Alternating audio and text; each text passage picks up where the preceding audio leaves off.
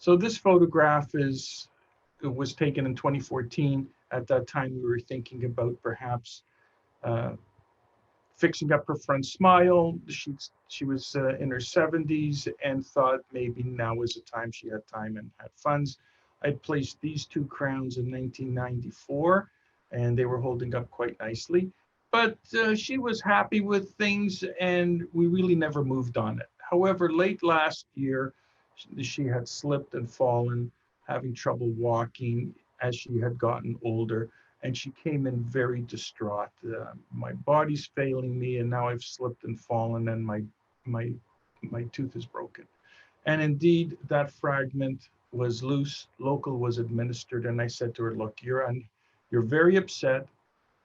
You feel that your body's falling apart. Don't worry. Let me do something. You'll walk out complete. You'll be able to eat, speak, and do everything you could you could before." And she said, "Okay, go ahead. I trust you." So remove the fragment. The radiograph shows it was broken down to the CEJ. I retrieved the study models I had when I first did these two crowns some 20 years ago. The silicone had shrunk a little bit, but it's kind of nice to have these just to know what does the prepared tooth structure look like underneath. So this gives me a lot of information. Remove the crown from the central, trim the lateral, popped out that root, and placed an immediate fixed acrylic bridge made out of methyl methacrylate powder liquid, which is my favorite. So woman is now very happy, not with the rest of her body, but now she has one less thing to think about and be concerned about. She can function with her mouth. So going from here to here, she was thrilled. She came back after a few months after the socket went on to heal. This little bit of debris is from an alginate impression I had just taken. And we had a little discussion. She said, "I think I'm ready. I had a back operation. I'm getting a better quality of life. I'd like you to fix up my front smile." I said, "No problem. Just leave it with me." And you can do that after 4 decades of trust.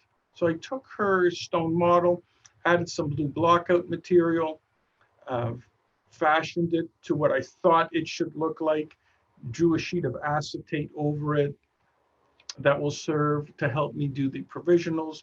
I prepared the front 5 teeth. The socket still had some healing to do.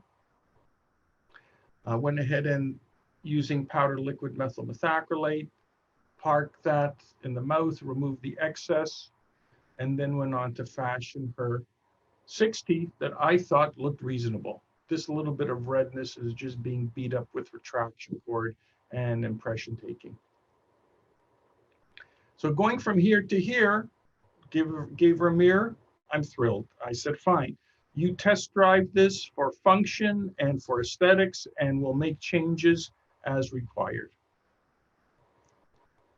2 impressions here were obtained because doing these multiple abutments, I know that there's every chance you can miss something on one of them.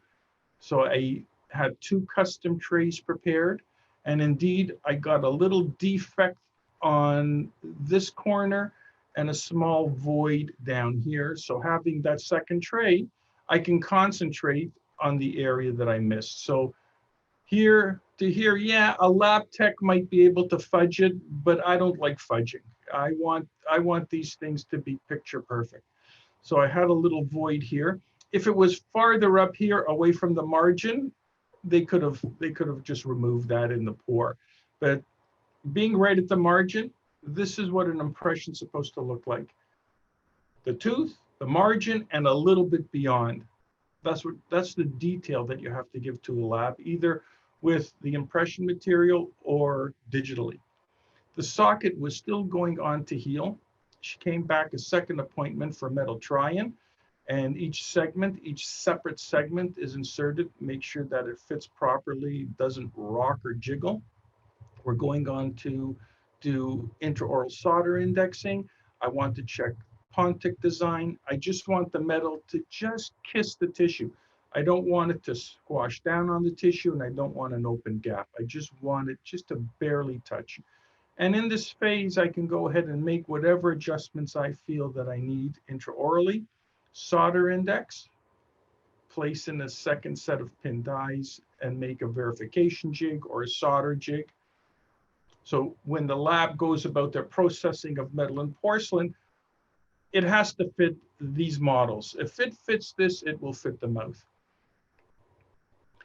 The agreed upon provisional design, I just took that study model, put it against the opposing model, a little bit of bite registration material, and just trimmed it right where the incisal edges are. So that can give the lab another bit of information of where I want the teeth. The metal framework was put back onto the master model, and here I can judge, is the metal contoured properly, that there won't be too much porcelain, overlay porcelain that will be weak, or there won't be too little, so the appearance will be compromised. So these little bits of, these little tricks, if you will, help the lab give me back what I want with strength and durability. The index framework was parked back onto the teeth, and I took a pickup impression to have a soft tissue model, and that's just secured with a little bit of impression material that's flipped out. A master model is poured, and here is the finished case. Went ahead with lingual metal just to help treat the opposing dentition as kindly as possible. The day of insertion, tissue is nice, pink and healthy. The case was cemented in. This little bit of bleeding trauma is a result of flipping away impression of the cement. Here it is from the lingual. And the woman is thrilled. And so was I. Very happy. And that's that case in 5 minutes.